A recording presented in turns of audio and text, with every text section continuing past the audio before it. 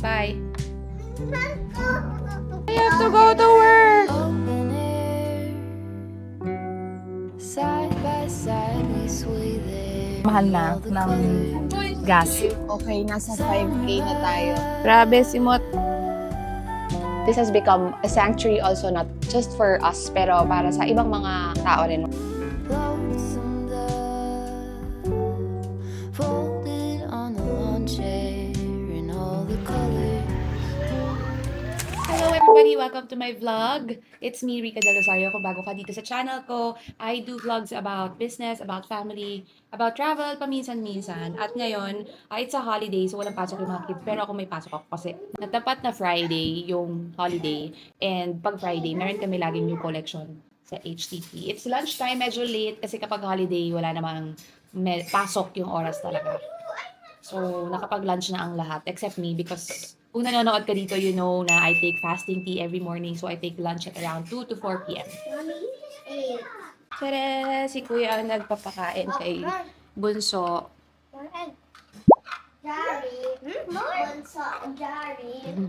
Thank you, Kuya. Ate.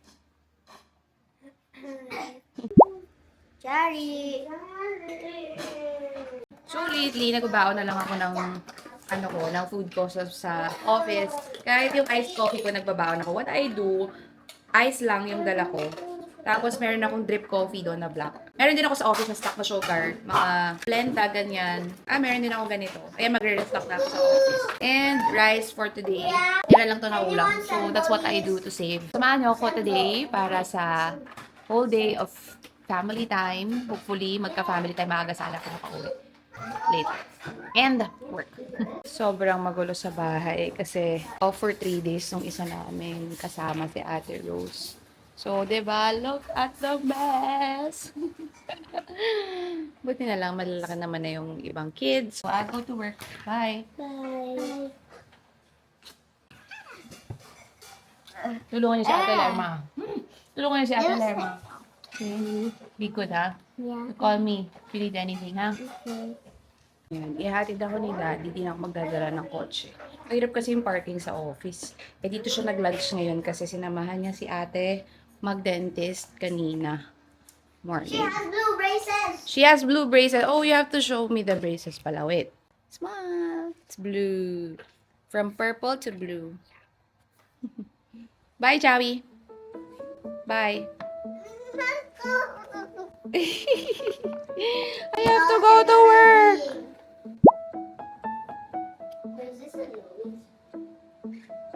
Anak, libangin mo si Jari. Naghahanap na siya ng shoes ko sa sumama. Lilibangin na lang ni ate. Go, where will you go?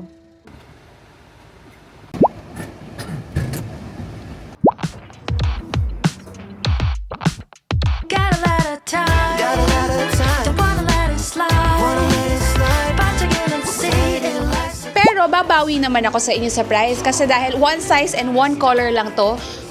Alam nyo na. 150 pesos na lang ito. Super sale na naman. Wala tayo parang above 300 tonight masyado. Can't sleep, my heart is beating faster than usual. Feeling the city lights. Break free, gotta make Dinner time! Motor kami. First time ko sumakay sa motor. 2 years. Kaso lang kailangan natin magmotor kasi ang mahal na ng gas. Ngayong araw, diesel para. O, gas yung motor eh. Pares. Pareho lang mahal. Pero, at this point in time, ang gas ay how much per liter? Ka na aware. Pero diesel is 100 plus. Tama ba? Mas mahal yung diesel, no? 100 plus. March 20. And it will continue to rise hanggat di tapos ang giyera. Smile ka naman dyan. Smile ka naman. Nakalimutan ko mag-video ng mga landscape kanina. Ang hirap pa kasi nagpo-portrait ako for real tas nagla-landscape ako for vlog. Minsan nakakalimutan ko. Share ko na lang din kahit portrait videos. Anyway, ayan. Tapos yung live at 8:30. Tapos di pa kami nag-dinner. Kaya dito kami dumiretso. So come give me love. are done eating. Take out pa kami, ang dami. Ayan, nakamotor na pala kami, di ba?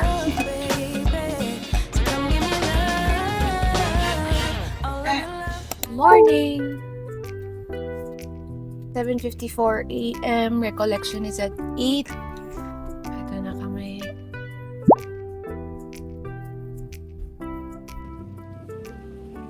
Init. Pero malamig kasi dun sa ABR nila eh. Kaya nag-glow tips tayo today. Of course, outfit from HTP. Hello! So, done na kami sa Recollection. Umiyak si ate. Si ate lang. No.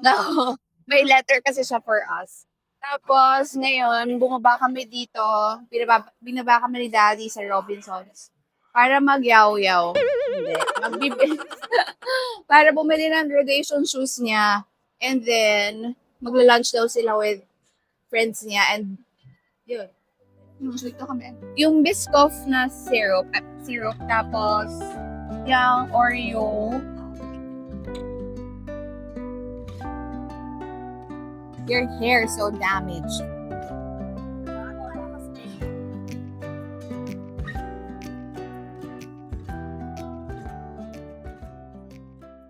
Hello, nandito na ako ulit sa office. Unplanned yung pagpunta namin sa mall.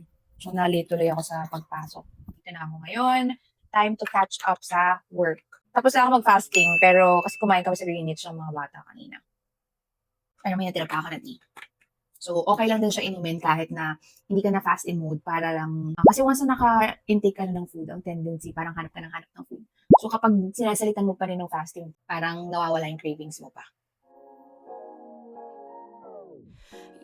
Ayan, it's time to fuel up. Papagas kami ngayon kasi in 2 days, tataas na naman yung gasolina. Dito kami lagi nagpapagas sa Petron kasi mas mura compared to other gas stations. Mahaba lang yung pila. Right now, ang gas ay 22 and ang gas ay diesel pala kami. Magkano yung diesel na 100.7. And sabi, in 2 days, magiging 120 siguro. Grabe. So, let's see kung gaano kamahal ang isang full tank natin ngayon. Di kami super empty Pero 1.8 yung namin, laman ng tangke namin ngayon. Magkano na? 3,800. Okay, nasa 5K na tayo. Grabe, Simot. Sakto. Ubos! Bayan! So, umabot tayo ng 5,743 sa automatic lang na full tank. Depende siksik. At yun nga, 1.8 pa yung tank namin kanina. I guess, this is life now.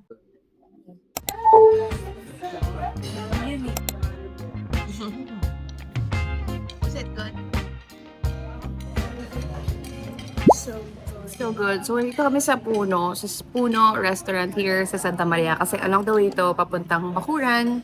Dito kami inabutan ng lunch. So, dito kami nag-lunch. Yeah, still 1 hour from here. Sobrang gusto nila yung food. Ay, nagsimba rin kami kaninang morning. And pupunta kami ng Bakuran DRT para mag-swimming. It's raining. It's raining. So what? You'll get wet anyway.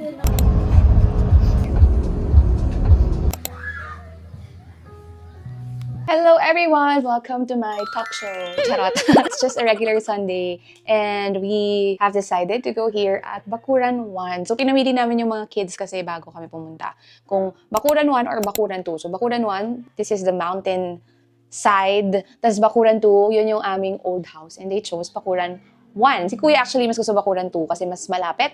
Pero ako gusto kasi mag-Bakuran 1. So kanina nag-lunch din kami sa Santa Maria along the way. Ang tagal na rin kasi namin hindi nakakarating dito. Kaya I'm just so happy to be back. The reason why na hindi rin kami masyadong bumabalik is because parang work kasi siya for us. Alam mo yun, parang pagdating dito, ang dami mong nakikita na kailangan ayusin, na kailangan baguhin. Yan. Pero nakaka-relax pa rin. I remember those days nung nagpapagawa pa lang kami nito. Almost everyday nandito kami, so bumabiyahe kami pabundok. 5 years later, 5 years na, di ba? This has become a sanctuary also not just for us, pero para sa ibang mga tao rin where they can relax and recharge. Yun. So this is Balay Ate. We have 3 cabins here. Hindi pa rin ako ulit nakakagawa pa ng another Bakuran vlog. The first and only one ay nung marami nang nagbago. Nung bago pa lang to, parang siguro 3 months upon opening lang.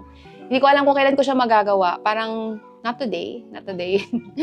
Pero marami nang nabago. We have our own in-house cafe already here. Tapos mas marami na yung mga puno. Mas ano na siya, mas malilim na dito. Itong bakuran, ginawa talaga siya na wala talaga, parang dalawa lang yung punong nakatanim dito. Pero ngayon, daan-daang puno na yung nandito sa loob. Yun lang. Hindi ko alam kung ano pa yung kasama ng weekly vlog na ito. Normally, Sunday talaga ang nagiging laman ng mga vlogs ko. Kasi pag Sunday, yun lang yung time ko na walang work and family time. At mas masarap syempre mag-video to capture the memories with the kids. Kasi syempre, palaki na sila ng palaki. Yan lang. See you later.